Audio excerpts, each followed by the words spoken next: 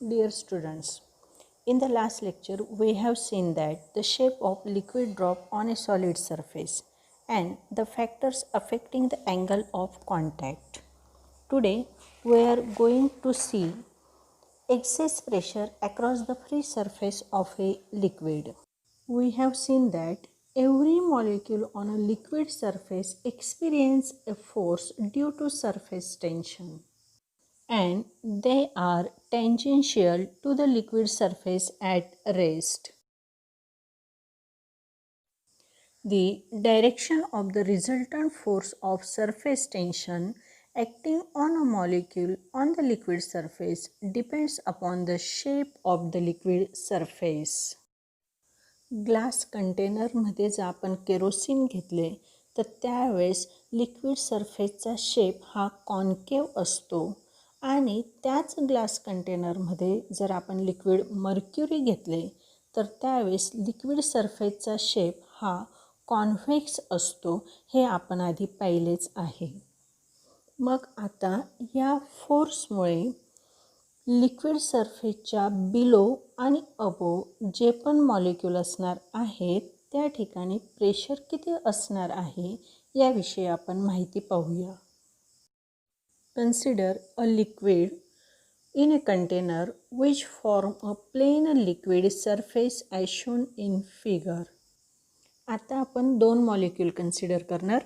Molecule ए हा सरफेसच्या वर आहे आणि मॉलिक्यूल बी हा सरफेसच्या जस्ट बिलो आहे. दोघांच्या लेव्हलचा डिफरन्स जर पाहिला तर तो जवळजवळ 0 असणार आहे. Now the pressure acting on the molecule A is the atmospheric pressure. Now let us see the force acting on the molecule B.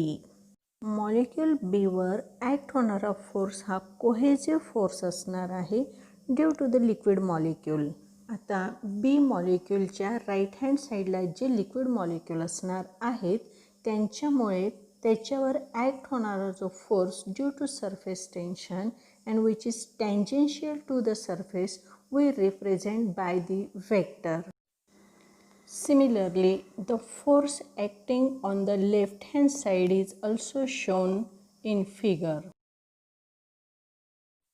Both the force are in equal magnitude but opposite direction, hence they cancel to each other and the force acting on the molecule B becomes 0.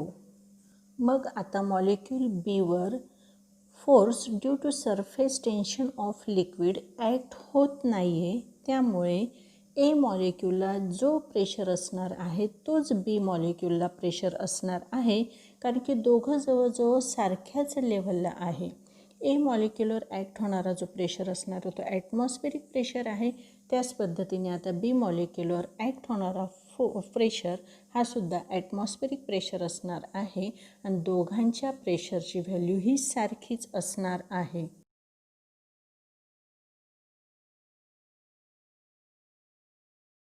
Mercury forms the convex liquid surface as shown in figure.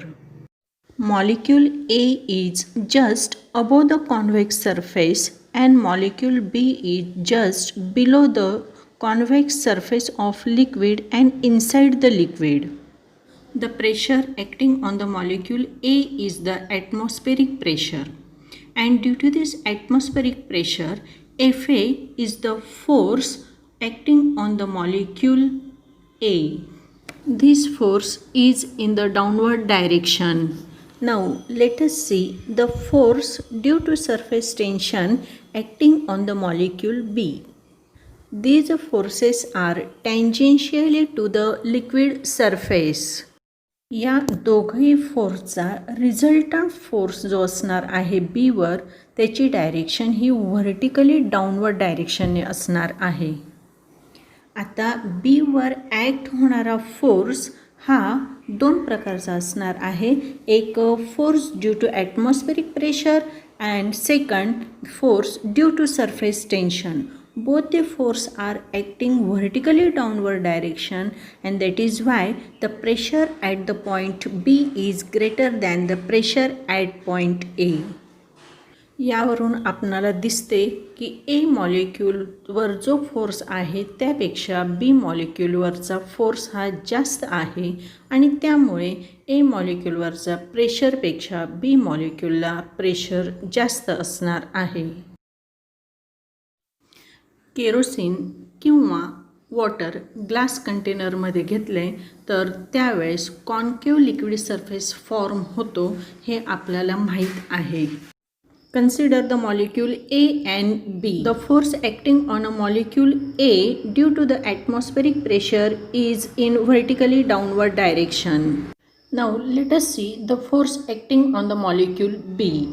The force acting on the molecule B due to the surface tension of the liquid, and these forces are tangential to the liquid surface. Resultant force at point B due to surface tension is acting vertically upward. आता B मॉलिक्यूलवर act होणारा force due to atmospheric pressure acting downward direction and the force due to surface tension acting in the upward direction. Hence, the total force minimize the pressure at point B. Thus, at point A, the total force is Fa, and at point B, it is Fa minus Ft. And thus, the pressure at point A is greater than the pressure at point B. विद्यार्थी मित्रांनो, तुम्हाला सगळ्यांना तर force आणि प्रेशरचं relation काय आहे ते माहीत आहे. फोर्स जर वाढला तर प्रेशरही वाढणार आहे आणि फोर्स कमी झाला तर प्रेशरही कमी होणार आहे, कारण की pressure is directly proportional to force. The points remember that when liquid surface is plane, the pressure at the point just above and below the surface are same. When liquid surface forms convex shape, the pressure inside the liquid is greater than outside the liquid. When liquid surface forms concave shape, the pressure outside the liquid is greater than inside the liquid. विद्यार्थी मित्रमैत्रिणींनो, तुम्ही हे सर्व points आपल्या नोटबुकमध्ये लिहून काढत जा आणि वाचत जा. तसेच आधीचे व्हिडिओ जर तुम्ही पाहिले नसतील तर त्यांचे लिंक मी डिस्क्रिप्शन बॉक्समध्ये देत आहे, तर ते तुम्ही पहा.